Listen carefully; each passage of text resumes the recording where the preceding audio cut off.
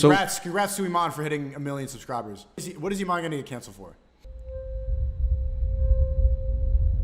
Emery Andrew Tate said I was gonna steal bread off you, but she's low-key boring and not funny. You can have her, bro. Yeah, give me. She's not boring.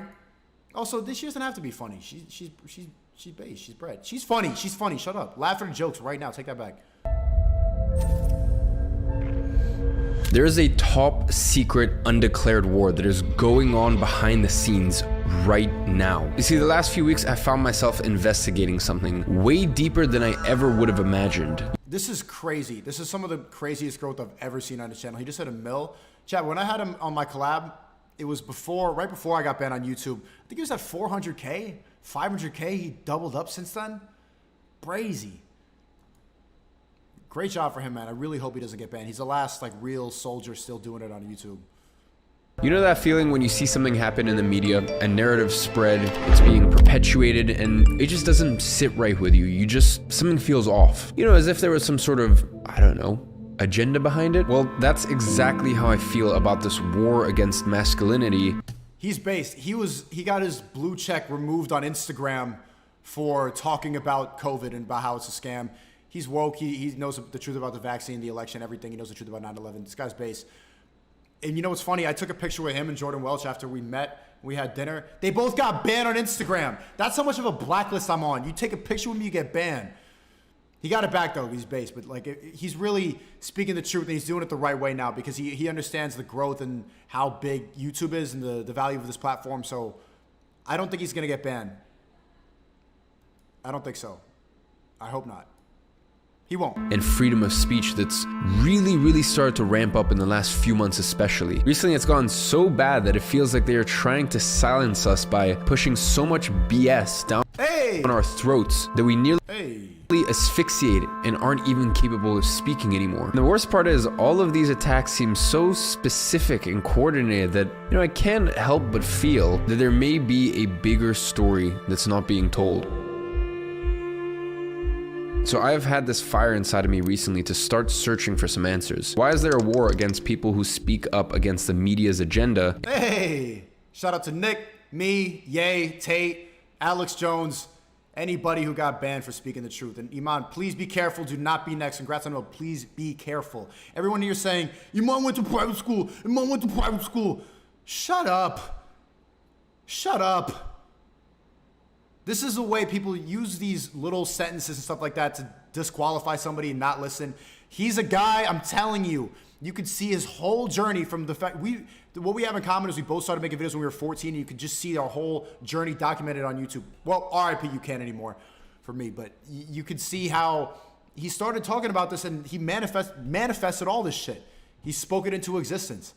Listen up. This is some guy that you could actually learn. Bro, when he was on my stream, he had 400K, now he has 1 mil. Obviously, he knows something. And encourage people to think for themselves. Why is it that only one side of the argument gets silenced? And then the Soy Boys, the Ethan Declines, all that, they get on the front page. Shane Dawson is on the trending page for touching kids. And lastly, who is behind all of this? All of these questions led me down so many different rabbit holes. And the path that was the scariest was just looking back at the history of our civilization as a whole. And here's why.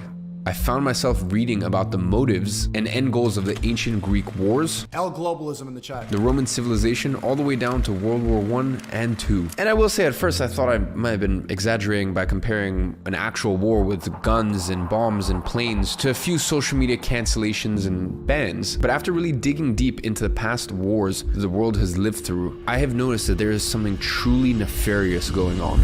But what is it and why? What sparked every single one of those wars was the strive for control. It was not the strive for one nation to control another, or They want to make the citizens comply so that they can use all the power that they possibly have. They do this over and over again. That happened after 9/11. I could say 9/11, 9/11, That happened. They told us that we needed to survey your phones, that we could spy on you, that you need to be completely stripped naked, and they could shove a fucking metal detector up your asshole in the airport. Right after 9/11, they want to keep you as controlled as possible. After COVID, they do COVID passports. They have contact tracing, vaccines. They just want us to be obedient. They use fear to make us more obedient. And they've been doing this over and over again for years. strive of its people to control their land, but rather the strive of a very small group of individuals to control everything that they could put their hands on, and above all perpetuate such Yo, Iman, be careful, bro. We need you on YouTube. control for generations to come. From the Roman Wars to the Cold Wars, there was always a small group of people acting behind the scenes with their hidden motives masked behind false ideals. And that, my friends, is why I call them the puppet masters. Good thing he didn't say Illuminati on YouTube. Puppet masters. Everything that happens around you is carefully planned by the puppet masters in control and executed by their puppets that we get to see around us. Now, most people would stop there, but I asked myself, is this really the final answer? And the more I thought about this answer, the more questions I had. How do the puppet masters achieve control? And how have a few people managed to control an entire civilization through the course of history? They use fear. And this is where things start to get very concerning. It'll be the end of our ability to question things and do what we believe is right for us and the people around us. And if we don't step up and stop this from happening, the next God knows how many centuries are not going to look very pretty for any of us. And that's because since your income doesn't grow linearly, as most people think, it means it will go up and down. And as a result, the closer your expense level is to your income level, the less room for error you have. And it's a very clever trap set up by the puppet masters themselves. Now, the fact is, we are in a situation today where the puppet masters are on the verge of successfully implementing their mass control plan. Long story short, the world is falling apart just as the puppet masters want it. Does that really not raise alarm bells for you? So you should have been building this moat, this layer of protection around yourself the last 2 years. But if you haven't done that yet, well, there's actually still one last light at the end of the tunnel.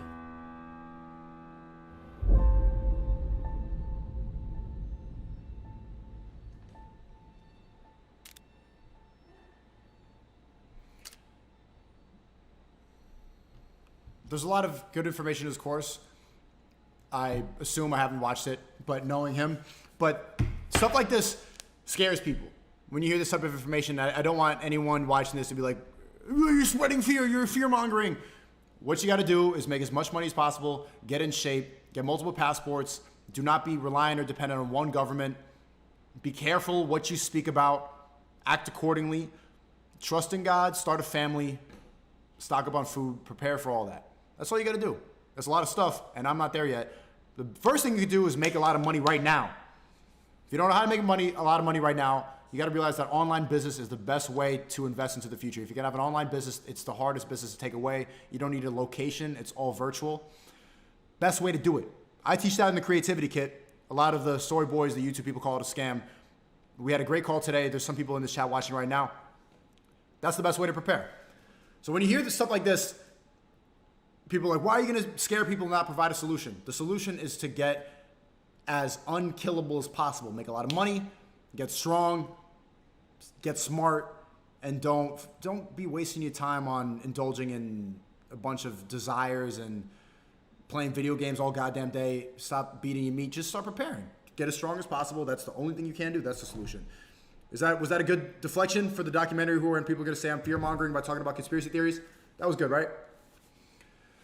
Iman, you're moving mad though. But I think he's being very strategic with this word. The fact that he said puppet masters instead of Illuminati was genius. This guy will tote the line perfectly to not get deleted off of social media. He will suggest things. Notice how he said the past 2 years instead of COVID? Smart. Smart. He's not saying any of the words. Look, there's no COVID warning on the bottom of this video. He knows how to talk about this.